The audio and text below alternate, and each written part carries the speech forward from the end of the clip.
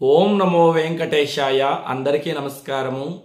మన జీవితంలో ఎంత పెద్ద సమస్య ఎదురైనా సరే విష్ణు సహస్రనామ స్తోత్రాన్ని శ్రద్ధగా భక్తిగా పారాయణ చేసినట్లయితే ఆ సమస్య వెంటనే తొలగిపోతుంది. ఆ సమస్య నుండి మనకు పరిష్కారం దొరుకుతుంది. ఇది పరమ సత్యం. కానీ ఇప్పుడున్నటువంటి ప్రస్తుత ఆధునిక కాలంలో అందరూ ప్రతినిత్యము విష్ణు సహస్రనామ స్తోత్రాన్ని పారాయణ చేయలేరు. ఒక అర్ధగంట సమయం పడుతుంది. కనీసం ఒక 25 నిమిషాల నుండి 30 నిమిషాల సమయం పడుతుంది విష్ణు సహస్రనామ స్తోత్రాన్ని పూర్తిగా పారాయణ చేయడానికి. అదే విష్ణు సహస్రనామ స్తోత్రంతో సరిసమానమైనటువంటి ఒక స్తోత్రం ఉంది. ఈ స్తోత్రాన్ని సాక్షాత్తు భగవానుడైనటువంటి శ్రీకృష్ణ పరమాత్మే మనకు అందించాడు. మహావిష్ణు యొక్క పరిపూర్ణమైనటువంటి శక్తి ఈ స్తోత్రంలో నిండి నిమిడీకృతమై ఉన్నది. ఆ స్తోత్రం ఏదంటే శ్రీ మహావిష్ణు అష్టావింశతి నామ స్తోత్రం. ఈ స్తోత్రాన్ని సాక్షాత్తు శ్రీకృష్ణ పరమాత్మే మనకు అందించి ఉన్నాడు. అర్జునుడు ఒకసారి శ్రీకృష్ణ పరమాత్మను అడుగుతాడన్నమాట, స్వామి, విష్ణు సహస్రనామ స్తోత్రం మహాశక్తివంతమైనది, కానీ ప్రతినిత్యము ఆ విష్ణు సహస్రనామ స్తోత్రాలను అందరూ చదవలేరు కదా.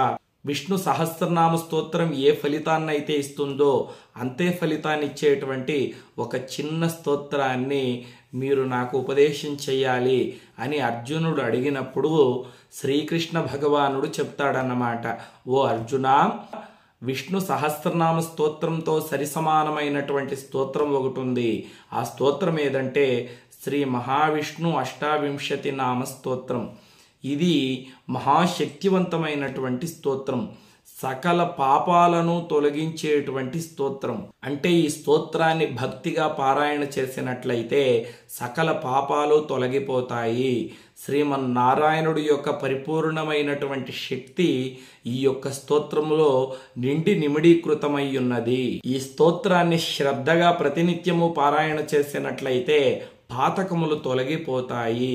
ఈ స్తోత్రాన్ని భక్తిగా పారాయణ చేసేటువంటి వాళ్లకు 100 అశ్వమేధ యాగాలు చేస్తే ఎటువంటి పుణ్యమైతే లభిస్తుందో అటువంటి పుణ్యం లభిస్తుంది. అంతేకాదు 1000 కన్యాదానములు చేసినటువంటి ఫలితం లభిస్తుంది. ఒక ఆడబిడ్డకు జన్మనిచ్చి పెంచి పెద్ద చేసి సాలంకృత కన్యాదానం చేస్తే మనకు ఎంత పుణ్యం వస్తుందండి. అటు 7 తరాల పెద్దలు ఇటు 7 తరాల పెద్దలు తరిస్తారు. కానీ 1000 మంది కన్యలను దానం చేస్తే ఎటువంటి ఫలితం అయితే లభిస్తుందో ఈ స్తోత్రాన్ని భక్తిగా పారాయణ చేస్తే అంత ఫలితం లభిస్తుంది. అంతేకాదు 1,000,000 గోవులను దానం చేసినటువంటి ఫలితం లభిస్తుందని ఫలశ్రుతిలో శ్రీకృష్ణ పరమాత్ముడే చెప్పి ఉన్నాడు.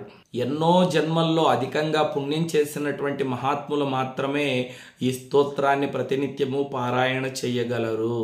జ్ఞానులకు, మహర్షులకు, ఉపాసకులకు మాత్రమే తెలిసినటువంటి ఈ స్తోత్రాన్ని ఇప్పుడు నేను నీకు చెబుతాను, శ్రద్ధగా విను అని శ్రీకృష్ణ పరమాత్మ అర్జునుల వారికి ఉపదేశం చేసినటువంటి ఈ స్తోత్రాన్ని ముందుగా మనము విందాము. ఆ తర్వాత ఈ స్తోత్రం చేసేటప్పుడు ఎటువంటి నియమనిష్టల్ని పాటించాలో తెలుసుకుందాం. అర్జున ఉవాచ కిం ను నామ సహస్రాణి జపతే చ పునః పునః యాని నామాని దివ్యాని తాని చక్ష్వ కేశవాం. శ్రీ భగవన్ ఉవాచ మత్స్యం కూర్మం వరాహం చ వామనం చ జనార్దనం గోవిందం పుండరీకాక్షం మాధవం మధుసూదనం పద్మనాభం సహస్రాక్షం వనమాలిం హలాయుధం గోవర్ధనం ఋషికేశం వైకుంఠం పురుషోత్తమం విశ్వరూపం వాసుదేవం రామం నారాయణం హరిం దామోదరం శ్రీధరం చ వేదాంగం గరుడధ్వజం అనంతం కృష్ణ గోపాలం జపతో నాస్తి పాతకం గవాం కోటి ప్రదానస్య అశ్వమేధశతస్య చ కన్యాదాన సహస్రాణం ఫలం ప్రాప్నోతి మానవః అమాయాం వా పౌర్ణమాస్యాం ఏకాదశ్యాం తథైవ చ సంధ్యాకాలే స్మరే నిత్యం ప్రాతఃకాలే తదైవ చ మధ్యాహ్నే చ జప నిత్యం సర్వపాపైః ప్రముచ్యతే. చూశారు కదండి, ఇవి మహాశక్తివంతమైనటువంటి నామాలు. ఈ 28 నామాలను ప్రతినిత్యము మనము స్మరించినట్లయితే విష్ణు సహస్రనామ స్తోత్రాన్ని పూర్తిగా పారాయణం చేసినటువంటి ఫలితం కలుగుతుందని శ్రీకృష్ణ పరమాత్మే అర్జునుల వారితో చెప్పి ఉన్నారు. అలాగని విష్ణు సహస్రనామ స్తోత్రాన్ని పారాయణ చేయడం మానేయకూడదు. మనకు సమయం ఉన్నప్పుడు ఏకాదశి నాడు కావచ్చు, అదేవిధంగా పండుగలు వచ్చినప్పుడు పర్వదినాల్లో విష్ణు సహస్రనామ స్తోత్రాన్ని తప్పకుండా చదవాలి.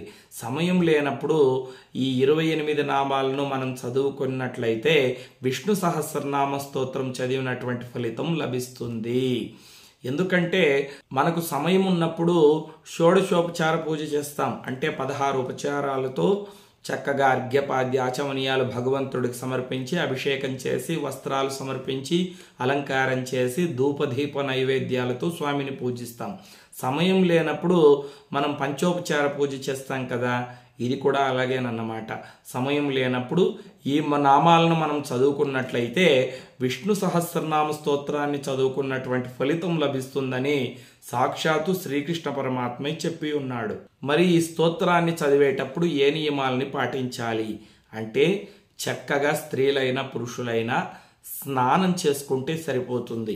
పురుషులైతే తలస్నానం చేయాలి, స్త్రీలు మామూలుగా స్నానం చేసుకుంటే సరిపోతుంది. స్నానమైన తర్వాత పూజ గదిలో ఒక విష్ణుమూర్తి యొక్క విగ్రహం కావచ్చు, లేకపోతే చిత్రపటం కావచ్చు పెట్టుకొని చక్కగా దీపాలు వెలిగించి స్వామివారికి తులసి దళాలని సమర్పించి కాస్త అటుకులు బెల్లం నివేదన చేసి ఈ స్తోత్రాన్ని చదువుకొని స్వామివారికి నమస్కారం చేసుకున్నట్లయితే స్వామి పరిపూర్ణమైనటువంటి అనుగ్రహం కలుగుతుంది.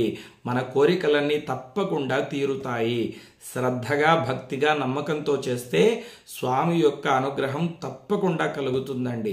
ఈ స్తోత్రాన్ని ఉదయము, సాయంత్రము పారాయణ చేసుకోవచ్చు, మధ్యాహ్నం కూడా పారాయణ చేసుకోవచ్చు. విశేషంగా పౌర్ణమి, అమావాస్య, ఏకాదశి తిథుల్లో పారాయణ చేసినట్లయితే మనకు రెట్టింపు ఫలితం కలుగుతుంది. ఈ స్తోత్రాన్ని మనం పారాయణ చేసినప్పుడు మాంసాహారం భుజించి ఈ స్తోత్రాన్ని పారాయణ చేయకూడదు. మరి కొంతమంది అడుగుతారు, గురువు గారు మేము మాంసాహారం తినకుండా ఉండలేము, మేము పారాయణ చేయవచ్చా అంటే, ఉదయం పూజ చేసినప్పుడు ఈ స్తోత్రాన్ని పారాయణ చేసి ఆ తర్వాత మాంసాహారం భుజించవచ్చు. సాయంత్రం మళ్ళీ ఈ స్తోత్రాన్ని పారాయణ చేయకూడదు. మరుసటి రోజు స్నానం చేసుకొని చక్కగా పారాయణ చేసుకోవచ్చు. ఈ స్తోత్రాన్ని క్రమం తప్పకుండా 41 రోజులు ఎవరైతే పారాయణ చేస్తారో వారి యొక్క కోరికలు తొందరగా అచిరకాలంలోనే నెరవేరుతాయి. మరి స్త్రీలకు నెలసరి సమస్య వచ్చినప్పుడు 5 రోజులు విడిచిపెట్టి 6వ రోజు నుండి చక్కగా పారాయణ చేసుకొనవచ్చు. ఈ స్తోత్రాన్ని చిన్నపిల్లలు, పెద్దవాళ్ళు, స్త్రీలు, పురుషులు, పూర్వశ్వాసనులు, గర్భవతులు ఎవరైనా పారాయణ చేసుకోవచ్చు. ఏటి సూతకం ఉన్నటువంటి వాళ్ళు ఈ స్తోత్రాన్ని పారాయణ చేయవచ్చా అంటే, హాయిగా చేసుకోవచ్చు. ఇంట్లో నిత్య దీపారాధన అయిన తర్వాత ఈ స్తోత్ర పారాయణ చేసుకోవచ్చు. జన్మాశౌచం ఉన్నటువంటి వాళ్ళు, మృతాశౌచం ఉన్నటువంటి వాళ్ళు ఇంట్లో భగవంతుణ్ణి పూజించరు కదా, వాళ్ళు ఈ స్తోత్రాన్ని పారాయణ చేయకూడదు. ఇంతే నియమాలండి. ఈ స్తోత్రము కింద డిస్క్రిప్షన్లో ఇచ్చి ఉంటాము, ఒక బుక్లో రాసుకోండి. ఒక 2-3 సార్లు మీరు విన్నట్లయితే మీకు గురువు ఉపదేశం అయినట్లే చక్కగా మీరు ఈ స్తోత్రాన్ని ఎప్పుడు కావాలన్నా పారాయణ చేసుకోవచ్చు. లోకా సమస్తా సుఖినో భవంతు. స్వస్తి.